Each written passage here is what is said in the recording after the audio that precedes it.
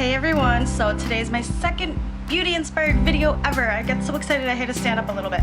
Okay, so this is my not so everyday face routine. I say that because I don't wear makeup every day. I don't wear makeup to work. I don't wear makeup at home when I'm doing nothing. I don't wear makeup when I go to the mall. I will wear makeup if I go out to a special event, of course, or if I do a dinner, go out for dinner or go out with friends. I will wear makeup. So this is more of a day inspired look. Something subtle, something that you don't have to, where people are like, oh my gosh, where's she going? Is she going clubbing? This is a more natural look. What will work for one person with oily skin will not work for the next person with oily skin. I think I did rather pretty good. Keep watching if you want to see how I achieve this not so everyday look.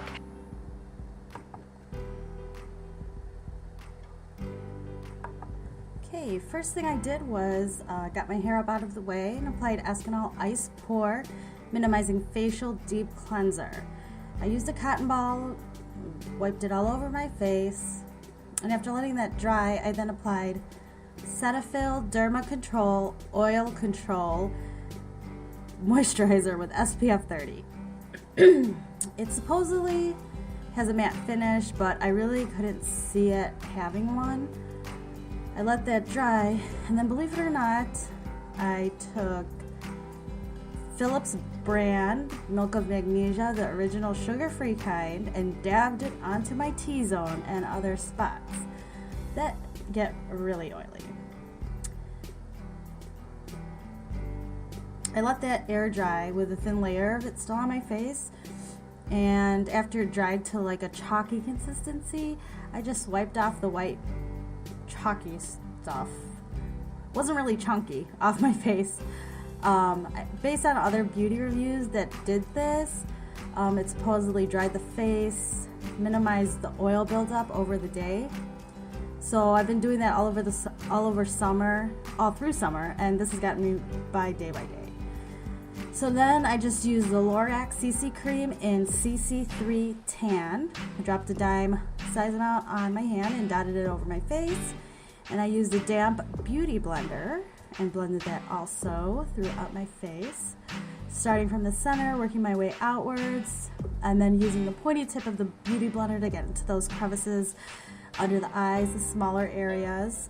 Very, very important to make sure everything is blended well and that the cream covers the spots that you don't want shown. It's thicker than a foundation, so it covers a lot. As long as you blend it well, it looks great. And it's also good for oily skin too. All of these products I used were great for oily skin. Most importantly, blending down into the neck is what needed to be done. A lot of people forget that part. And then this is me just going back over the spots that I want to cover more so. Sometimes the dark freckles and sunspots, it just doesn't work no matter what you do. So I'm just brushing out my eyebrows, looking for my supplies. Okay, so this is the Dream Lumi Touch Highlighting Concealer in Beige. I used that to highlight under my eyes. I basically made an upside down triangle shape. And the whole point of this is to make it pop out and to conceal any under eye circles that I may have had, which I really don't get a lot of. And I'm just using a dabbing motion, or you could use a concealer brush to dab it out. You don't want to wipe it off because then you're wiping it off. Dabbing it and blending it is the way to go. So moving on to the eyebrows, I took an angled brow brush and my favorite Wet n Wild Fergie's cream liner in Cocoa Riche and filled in my eyebrows, which I had a tutorial on that. This is my first video I did. This is my second one. So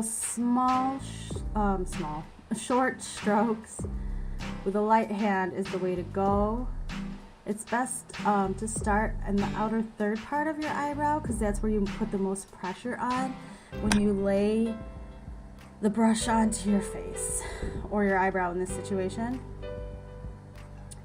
So that's okay to have like the tail end, the darker area.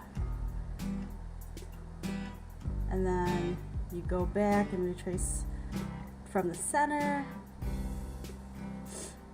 And you've already had control at that point, so you're not going to do it really dark in the middle.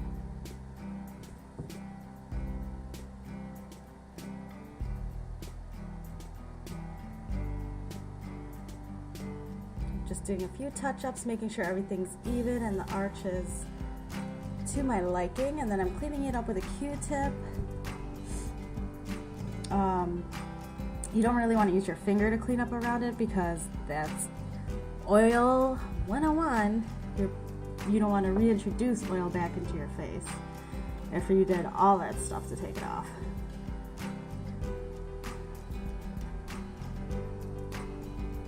Okay, now I'm using Sonia Kashuk.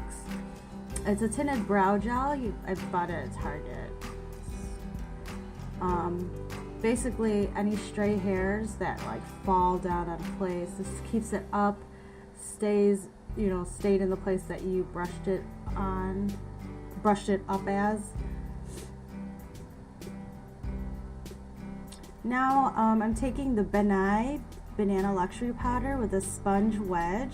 This is a triangular wedge, and that is used to set the concealer that I used and placed under my eye.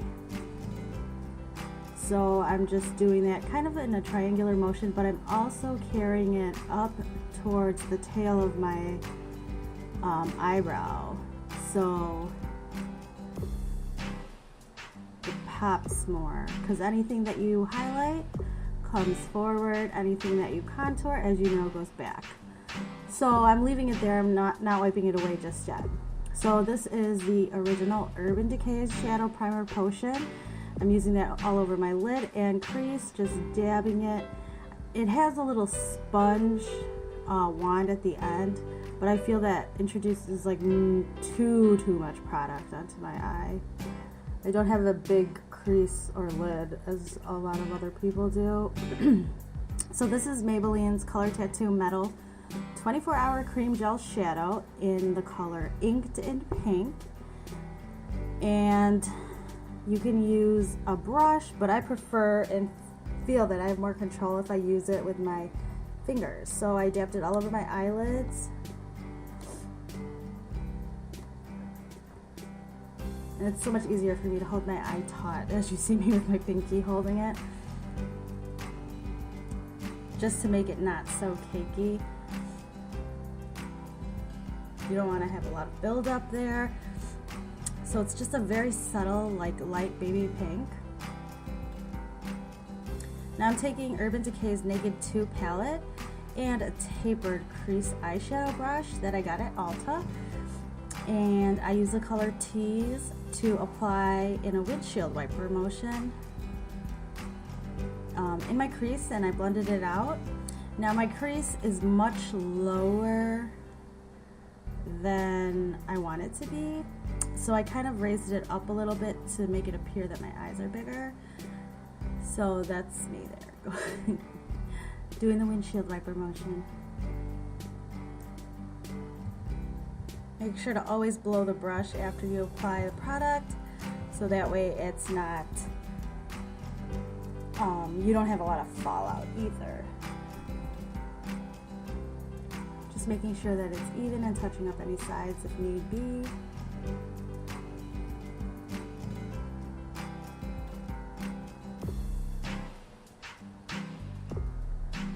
Now I'm taking Foxy from the same palette.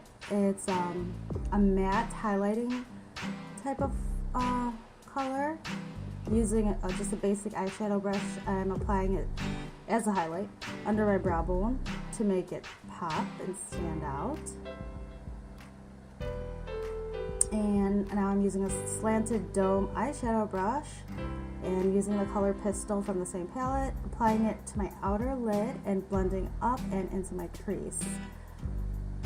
Kind of like a sideways V, but not really darkened. And make sure blending it out. You could use the same brush to blend it out.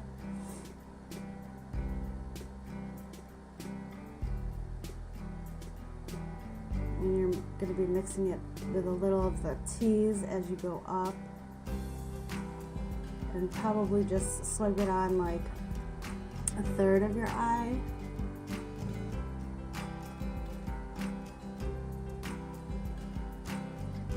And I'm looking for something. So I just took a basic powder brush and I'm just wiping away the banana powder and any fallout that I had from the eyeshadows. That's like all I did with my eyes.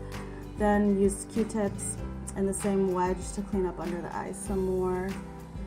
Onto contouring. So I used a Real Techniques contour brush and W7's Honolulu bronzing powder.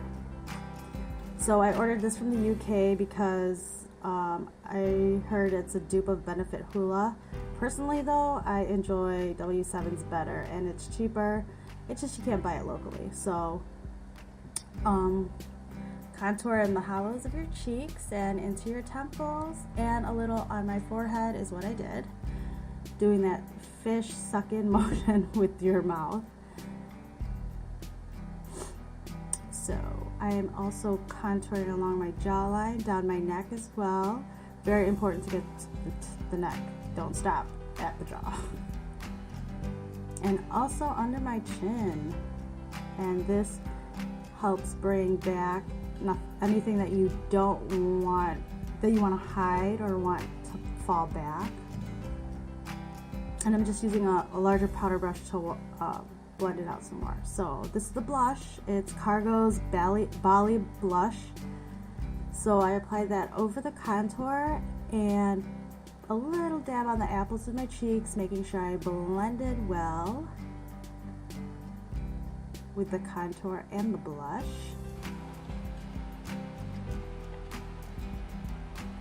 Then I went back and used Rimmel's natural bronzer and swept it lightly over my face to restore any of the color that the CC cream, because it was a tad too light, to restore any of the warmth back into my face, using just a larger powder brush.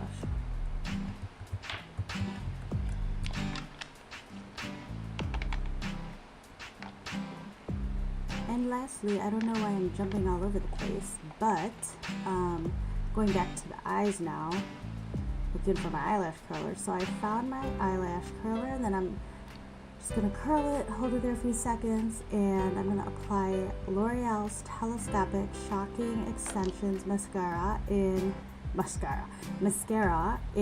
Carbon Black. These bristles are so good. They keep all of the eyelashes separated because they're small. This is like definitely worth buying. One of my favorites actually. So it keeps all the small hairs separated like I was saying. I don't mind the face.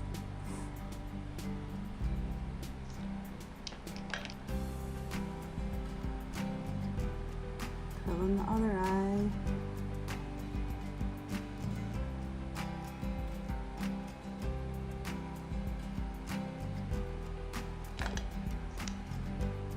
Yeah. And reapplying it to the other side.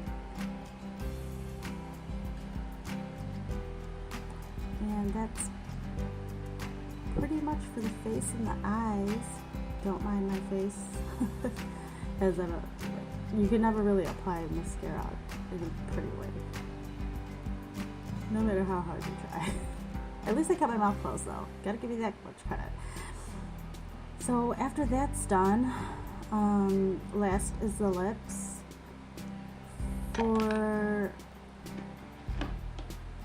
For the lips, I just used Rimmel's Lasting Finish by Kate Moss.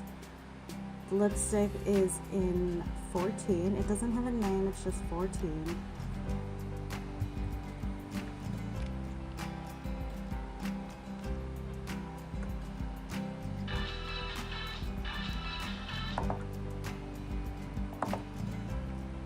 And that's the final look.